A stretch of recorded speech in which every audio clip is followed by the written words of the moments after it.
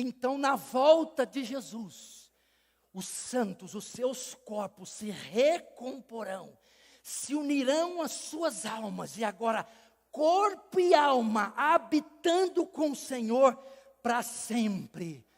Jesus disse: não vos maravilheis disto, porque vem a hora em que todos que se acham nos túmulos ouvirão a sua voz e sairão, e os que tiverem feito bem para a ressurreição da vida.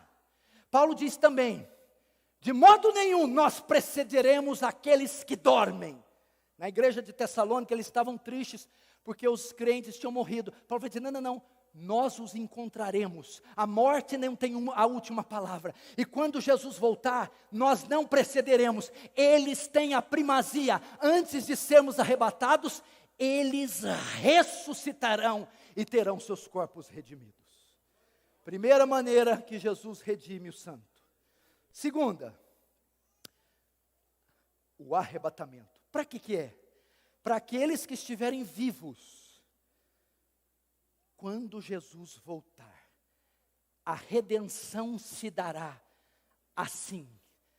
Na volta de Jesus, quando os justos estiverem aqui, eles serão raptados, eles serão retirados, eles serão arrebatados nesse glorioso relato de Jesus. E então aparecerá no céu o sinal do Filho do Homem, e todas as tribos da terra se lamentarão, e verão o Filho do Homem vindo sobre as nuvens do céu, com poder e grande glória. Ele enviará os seus anjos, com rijo clangor de trombeta, os quais ajuntarão seus escolhidos, dos quatro cantos dos ventos, de uma extremidade do céu à outra, e então ele vai recolhê-los, arrebatá-los.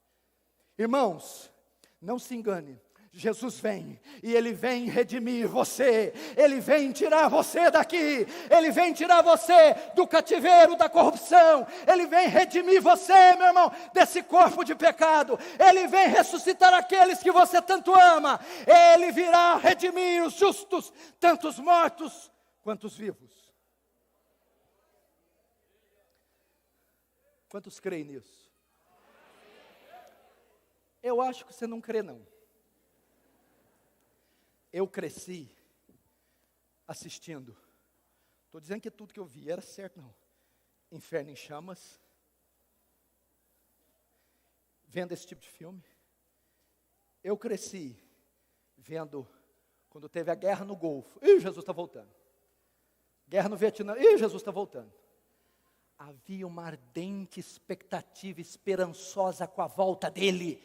As pessoas ansiavam para que Jesus voltasse. A igreja perdeu essa perspectiva, que ela está tão enterrada nessa terra, que ela não aspira, anela, anseia pela volta do Salvador. A Bíblia diz que o céu se abrirá do oriente ao ocidente, e então aparecerá o Filho do Homem com poder e glória, e ele arrebatará a sua igreja.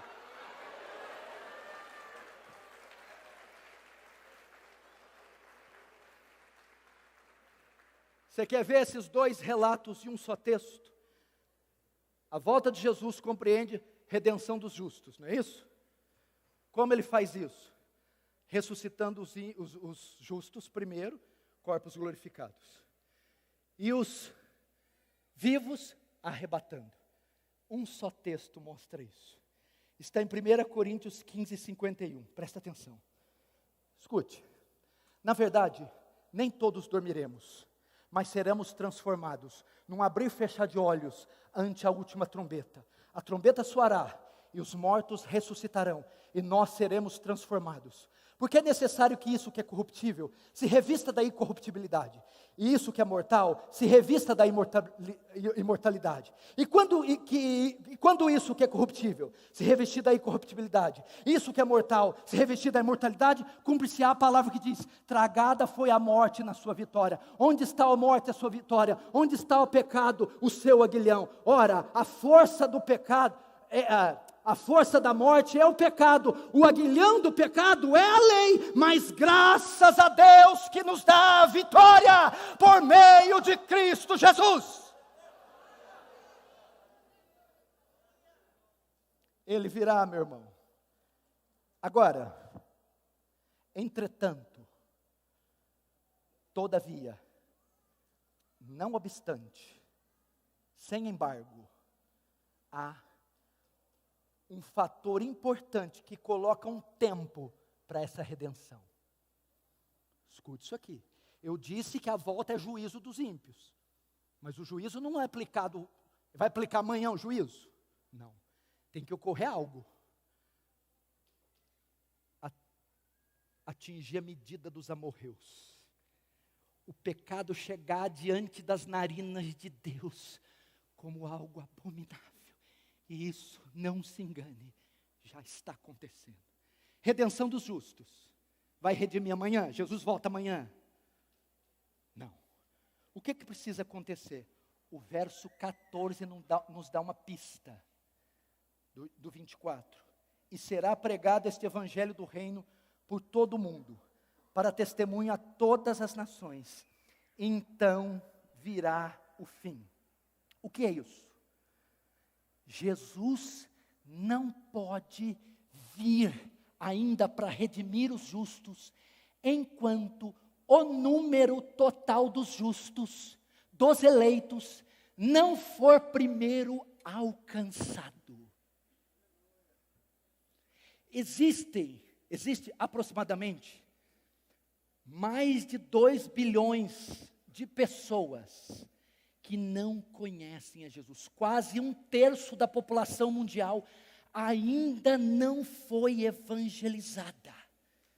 Para Jesus voltar e redimir os justos, o número total dos justos tem que ser alcançado. Escute, a igreja de Cristo está espalhada por todo o mundo. A igreja de Cristo, queira você ou não, a igreja de Cristo está na Coreia do Norte. A igreja de Cristo está no Afeganistão, está no Paquistão, está na Arábia Saudita. Só ainda não foi alcançada. Está lá. Então, ele não pode redimir aquilo que ele ainda não alcançou. Capite? You understand? A redenção dos justos, escute, só pode se dar quando o último eleito for alcançado. Isso só acontecerá quando a igreja cumprir a tarefa da grande comissão, o evangelismo mundial, as missões transculturais. Agora, o senhor disse que isso nos traria um sinal se está próximo ou não.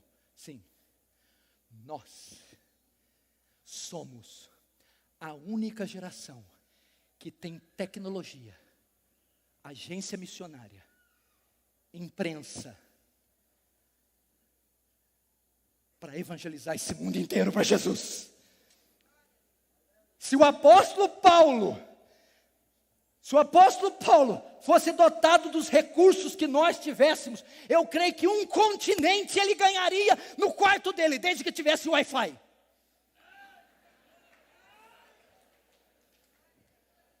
Imagina o apóstolo Paulo com um canal no YouTube. Imagina o apóstolo Paulo na Sociedade Bíblica do Brasil. Que é isso?